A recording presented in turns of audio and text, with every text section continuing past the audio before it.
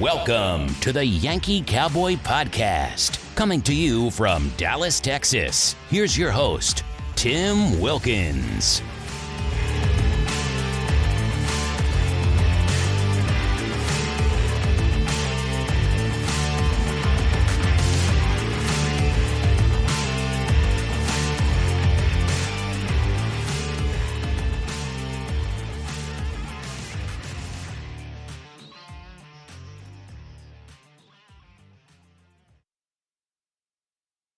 Ladies and gentlemen, welcome to another episode of the Yankee Cowboy Podcast on this July 4th edition. I'm joined by the co-host Chris joining me today. And honestly, on this 4th of July celebration of Independence Day, that's right, for all you British listeners out there, sorry, not sorry. But today's topic is actually about our independence and our freedom. And we're actually going over to the Trump debate and the Biden debate that happened last week, as well as the Supreme Court going over that case that came out with the immunity case that we knew was coming. I think, Chris, we both knew it was coming, just a matter of when the hell it was going to show up.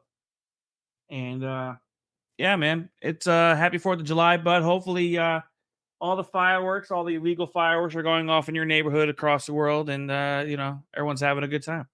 Yes, the rockets, red glare, indeed. Yep. Every year, and this is where I not to digress, but every year on January 1, not to be confused with January 6th, which apparently now the internet, everyone believes that January 6th will be the new Independence Day, and I said no, don't start that bullshit. But every January 1st, with New Year's Day, New Year's Eve, New Year's Day, and July 4th, there's always the sound of fireworks that are either legally or illegally purchased and set off, and it's a magical occasion. Always. So it is. My favorite. Now we're getting off topic. My favorite was definitely when the communist governor of California back in our year of Lord 2020 said no fireworks to be shot off, and the people, I think everybody and their mother, and everybody proceeded to shoot fireworks off in a beautiful display of public what's the term I'm looking for, where you basically don't listen to authority. That's the name of the game for January or July 4th. The country was founded public based disobedience. Exactly. There's the key word there. Yes. The country was founded based on it. It really was. So like if you I understand why the laws exist. I'm not a complete stooge about like legal fireworks. Why, don't, I get that. But because you could blow your hand off. Just ask, couple people that professional athletes that have done that in a fireworks display. Jason Pierre-Paul. But like there's a lot of people nowadays that I think, on this July 4th, I remind people, don't be a complete idiot. Don't blow off your hand. Be smart. But people are still stupid. Like we saw on the internet yesterday, where a guy literally almost blew up his house and with fireworks. And streamers, I'm not going to say this, but you Gen Zers that think that's cool, you really need to go start licking the back of the window of a short bus, because that is... How is that safe, dude? Like you're about to freaking light your house on fire, dude. Like, that's why you don't light them on fire inside your house. But it's like the same people who will throw an unthawed chicken or throw a partially frozen chicken in hot grease on Thanksgiving. So hey now, listen, because they don't know any better, and they order those stupid deep fried turkey things on Amazon. And they have no idea what the hell they're doing. They only saw it on some kind of YouTube video and think it's intelligent to do. But it clearly says make sure your chicken is your turkey is fully thawed before deep frying, and get rid of any moisture. Now we're off the subject now, but so this part of the podcast is called Safety, Not Acting Like Complete Idiots. And believe me, this week has already been full of stupidity. So what's going to go into this? last Thursday, we had arguably a train wreck happen on national television without actually it being a train or wreck on national television. We watch an 80-something-year-old man literally not be able to complete a sentence, had more discombobulated vision, I guess, or sights. He would look at people and look off into the distance, and then you have Trump, and there's no other way of putting it. But the rules of that debate, which Chris, everybody thought that the rules of the debate were going to favor one side because the network it was going to be on, which is the Communist News Network, or better known as CNN for all you moderates out there that don't understand nicknames when we give them. Just like when we call the Washington Compost. Speaking of that, the New York Slimes, we'll discuss them soon.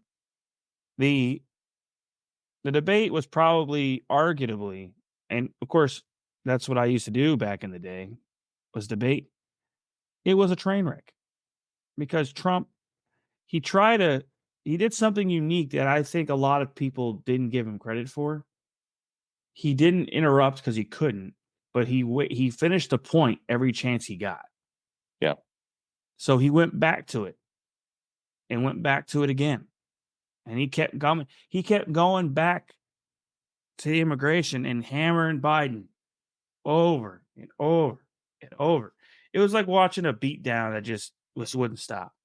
And people were like, "Oh, Trump lied so many times." Really? What was he? My lying eyes, they don't lie. Biden can't. The best line I truly believe that kind of opened up everybody to what was going on was when Trump said, "I don't even think he knows what he said." Yep. And I go, that's him saying it the nice way possible, dude. And I just I'm interested to see what your takeaways from the debate were, but I think the calls now, before I get your thoughts on it, the calls came quickly to find a replacement.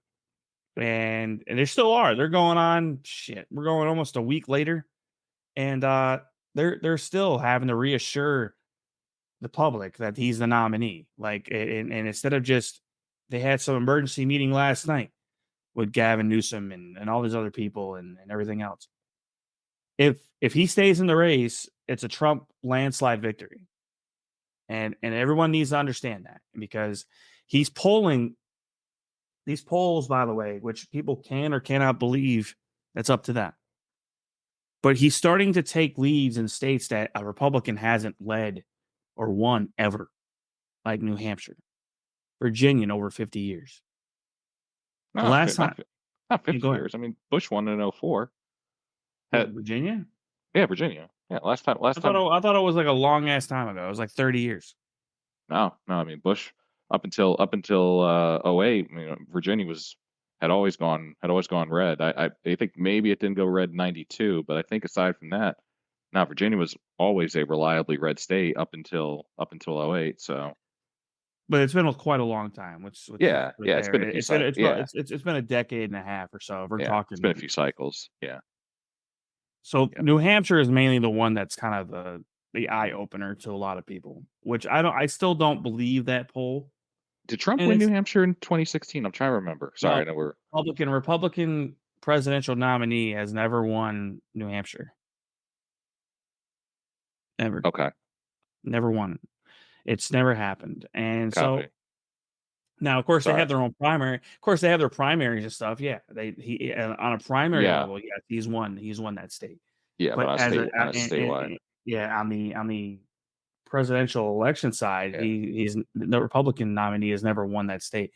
But here's the thing, before I get your thoughts on it, is with the way Biden's acting, this is my thought on this. The electoral map is now opened up to a point where he has the Democrats playing defense in states that they have never played defense before. Mm-hmm. It's a very logical. It's a very just. And by the way, also the case, his sentencing in New York got postponed, which will go into the Supreme Court decision here in a sooner rather than later situation here. But it's only going to get better from here, and it's only going to get worse for the Democrats because the news keeps on coming out that they don't like. So I'll let you have the floor on the what your thoughts are on the debate. You can go ahead.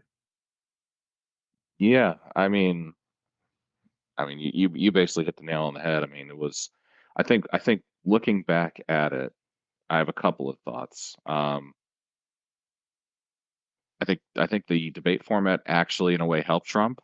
When I look back at his performance from the first debate in 2020, I thought he came out a little too hot for the situation. Obviously, I think it was with Chrissy Wallace back then, right? I believe that was who was the moderator of that first debate back in Yeah, good old 2020. Wallace. Yeah. Yeah. Yeah, So yeah. I think the format actually helped him because I think in a way he had to kind of tone it down a little bit.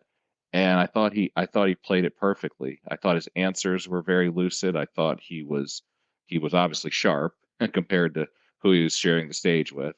Um, I think all around it was, and again, I wasn't as politically informed in 2016. I mean, you see all the famous clips about, with him and Hillary on stage. But in terms of what I've seen from Trump, if I take all the debates in 2020 and then take this first debate, I thought a phenomenal approach by him. I think the smartest thing he's doing right now, and obviously there was that I'll use in quotation marks leak video of him on the golf course saying how they're gonna replace Biden, and Kamala's a disaster, which I mean all factually true, but um, no, I thought Trump did a really good job. And listen, I don't agree with And full everything. disclosure, and full disclosure, by the way, that video has actually been debunked as a couple years old. Actually, Oh, okay, nice, already it's already been circulated.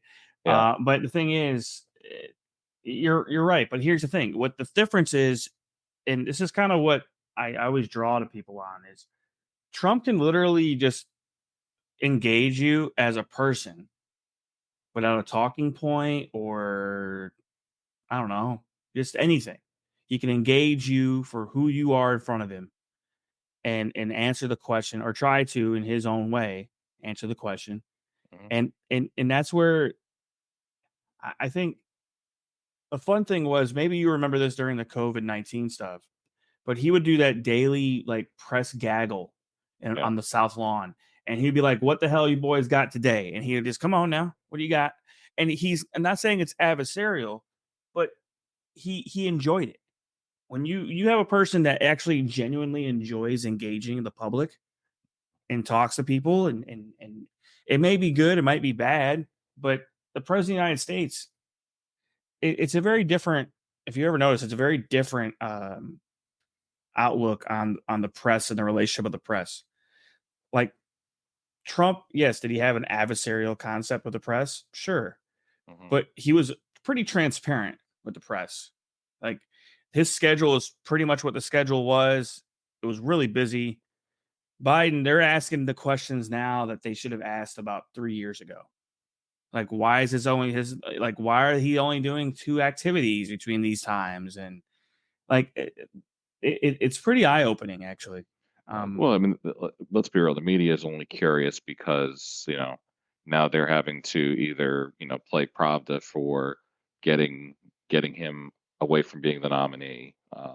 But real quick, just going back to Mm, the debate, I think the only thing, and this is just strictly maybe an opinion of mine, that was a little frustrating at times was like he made the point about legal immigration, and I'm not saying he doesn't need to keep making that point because let's be real, this is all a case of this regime. But the reality of it is there were some things that whether he was ducking them or whether he was just trying to hammer those points. I think there was a question um about childcare. Not again, I don't know what the right answer would be. I think the question you're talking about was the abortion question, No, he. I and mean, also no. no, not I that mean, he took.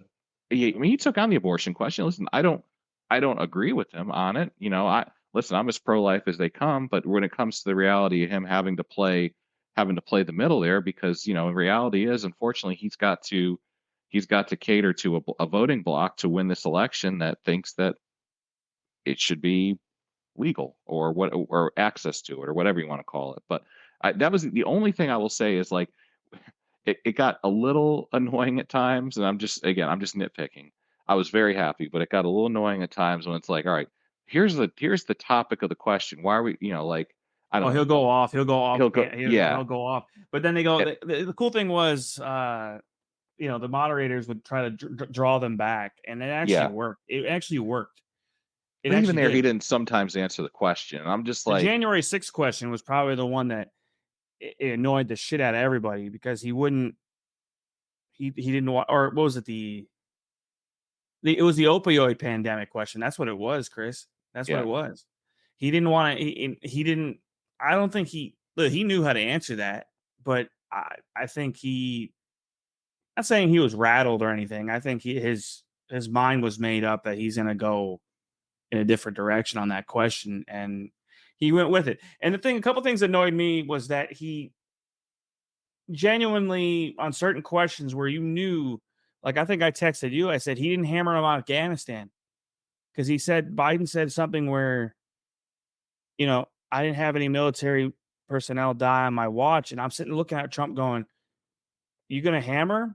Are you gonna go?" And he didn't show it that he was gonna go after him yet, and I think it was set him up, and I didn't realize that until later in the debate when he actually he socked him, like old face socked him in the face, like it was. yeah, And it was just and it was like yeah, he was waiting.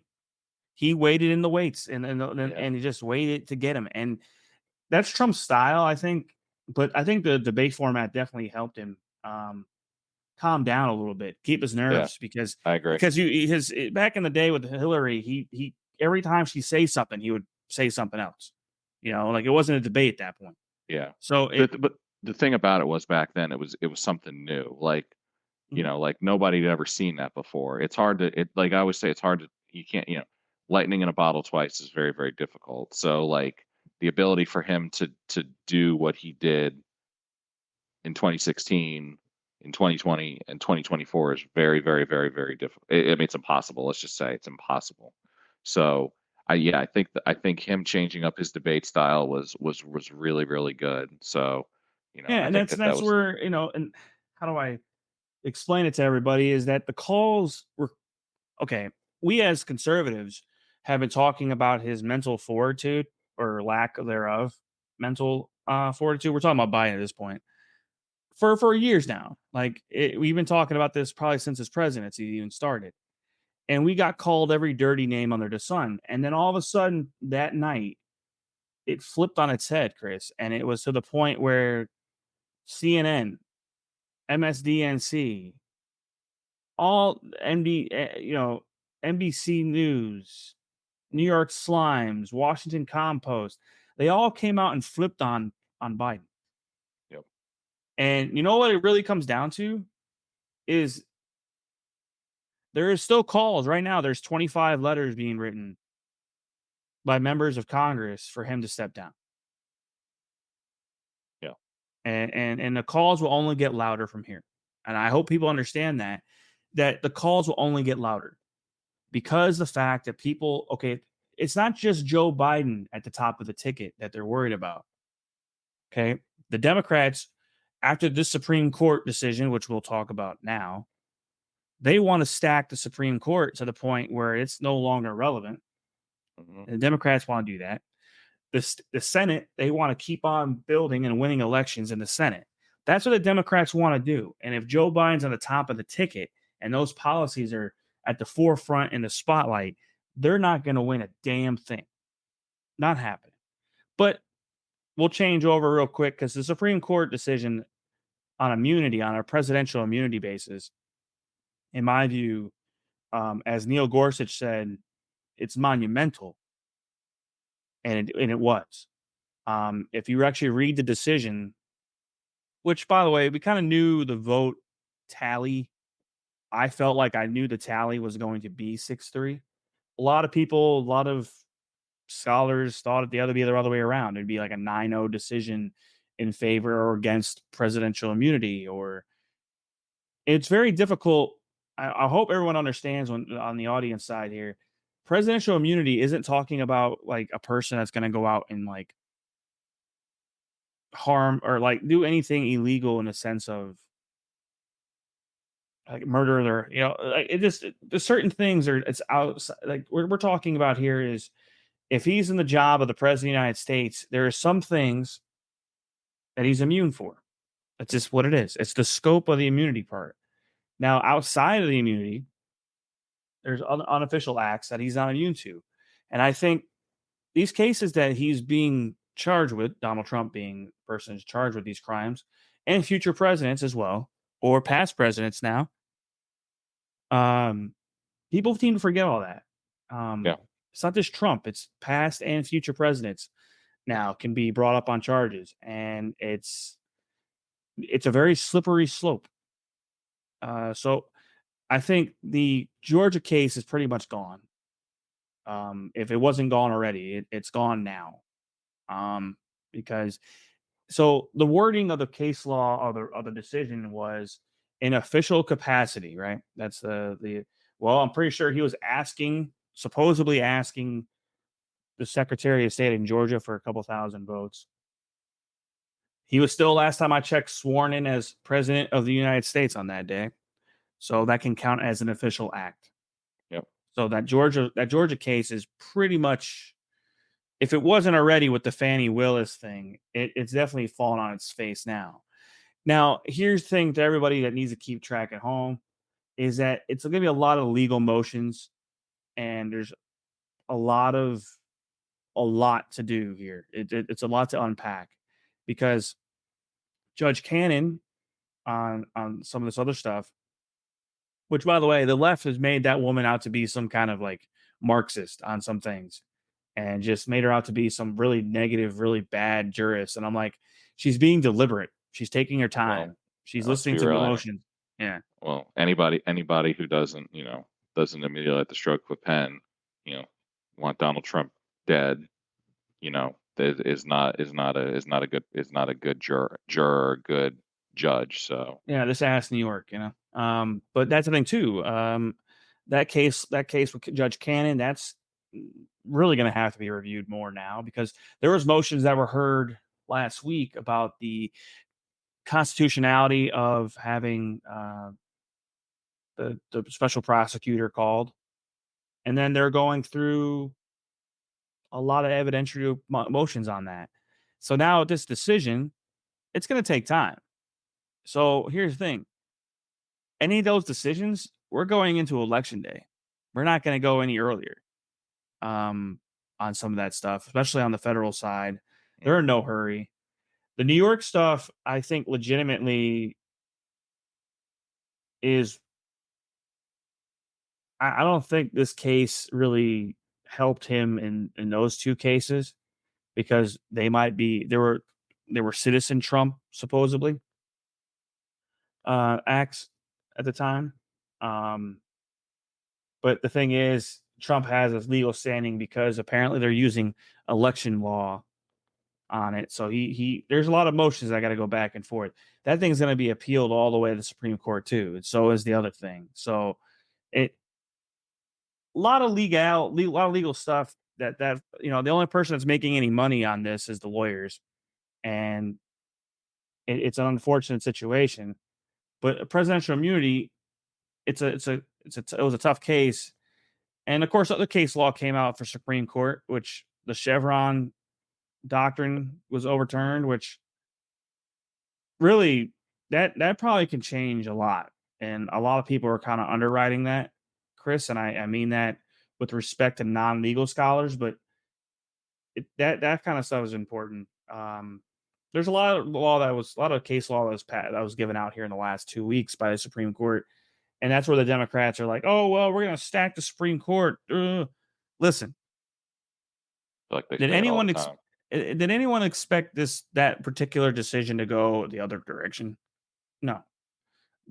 Presidential immunity was going to go back. It's gone back a long time. So it's not like it's a barely new to thing. So, but man, I just wasn't sure what your thought. I mean, the Supreme Court decision, in my view, was kind of expected. It just how late it took them to freaking. I also made a joke over the weekend before it was passed down that if fencing starts getting put up at the Supreme Court, then we know what decision we're getting. And people didn't like me saying that, but I said, well, it's just the fucking truth. But it's like, truth. Yeah, it's a sad, unfortunate truth that we have to unfortunately deal with that in our society, and especially in our, what's supposed to be our glorious nation's capital. But unfortunately, when you've got Marxists in the government and you got Marxists in the local government, there, it's who don't enforce the law. This is unfortunately what you have to deal with. So, but hopefully, we'll see. We're about halfway home here in 2024, so we'll see what happens. So everyone keeping track at home on the calendar of dumb shit that can happen in a month. We have the RNC convention, which I'm very interested to hear who the vice presidential nominee will be. We can talk about that here in a second, briefly. But I have my views on it. And I still believe Vivek Ramaswamy is the leading candidate for the vice presidential nominee spot. The Trump Force One plane has been spotted in Cleveland, Ohio, as early as last month. It was not a scheduled event. So, obviously, JD Vance is there. If you're looking for the women opportunities to join the ticket, I still enjoy Kristi Noem and Tulsi Gabbard, which if he picked Tulsi, the Democrats would lose their shit. And I think he might just do that just to make them lose their shit. But I think Tulsi's probably more decorated than probably most of the field when it comes to her credentials. But she's moderate, so she might have the moderate vote. Kristi Noem, unfortunately, kind of been off the radar for a little while. And the other one I would think of on the women's side is Elise Stefanik, which that last name Stefanik is monumental and Hall of Fame worthy on the racing side in the Northeast. But Elise has probably got her own statue there as leading of the Republican conference. So this one, a shotgun in here, Chris, before we sign off here, man. You got any first picks here you want to go for the VP nod? So I don't, man. I'm just kind of along for the ride, to be honest with you. I mean, just want somebody who obviously is going to, most importantly, uphold the values of make America great again, and that's the biggest thing. That's the most important thing to me, is not have a turncoat basically running it. So, well, and I think here's the best part. A lot of people genuinely, Chris, I think don't truly understand this part yet. Is that whoever we vote for or whoever wins this election, they only got 4 years. Then we reset again, because obviously the Constitution of these great United States have term limits on the president, which we should have term limits on every member in Congress. That goes without saying. Nancy Pelosi should have never been there for 40 years. Same thing with Joe Biden. Never been there for 50 years. But guess what? When you have career politicians that make more money in their net worth in investments, when there is a ticker on Twitter named Nancy Pelosi's stock earnings, or there's many other ones that you can monitor, like all the politicians doing insider trading and all this other stuff. But reality, man, is you're right. It's going to come down to who's going to be the next face of the Make America Great Again movement. And I think what you're seeing now, though, is there's no one willing to take that mantle quite yet that has come out yet, because the king and the Make America Great Again movement is still atop of the mantle. So in 4 years, though, Donald Trump will either finish out his term or run again. And I think this time is it. And he's going to win this time. It's going to be a matter of how. And we have a lot to do to get it all fixed. Our good friend and good colleague in the movement as well, Mr. Steve Bannon, reported to the great 203 Federal Institution of Corrections, or better known as a federal camp of corrections in Danbury, Connecticut, to serve his 4-month sentence That's like going on. I mean, what the hell is the point of going to jail for 4 months, bro? Like, I don't get that. Like, Political prisoner. it's like, what exactly 4 months going to do? To take him out of the, so he's not able to be, he's not able to, be an influence in the movement. But as he said when he spoke to Tucker, like, you got to be next man up. So, so hopefully the mantle of War Room will continue on here through the next few months, even with Steve's departure for total nonsense. And we'll see what happens. Yeah. All righty, man. I appreciate you joining me as always. Hopefully this month of July isn't as chaotic as June was for both of us when it comes to the greatness of work. And we can actually do some more episodes. And in reality, guys, we're heating up here in the election cycle. And so I hope everyone has a great 4th of July holiday. Light off some good fireworks. Don't blow off your hand or your feet. And, drink a lot of water. If you do partake in some adult beverages, do not drive. And have a good rest of your week, guys. If you are having a good day off tomorrow, if you are off on the 5th, if you're not, well, see ya. Have a good one. Chris, appreciate you joining me, buddy. All righty. Thank you for listening to the Yankee Cowboy Podcast. Feel free to follow us on social media via Twitter, Instagram, or Facebook.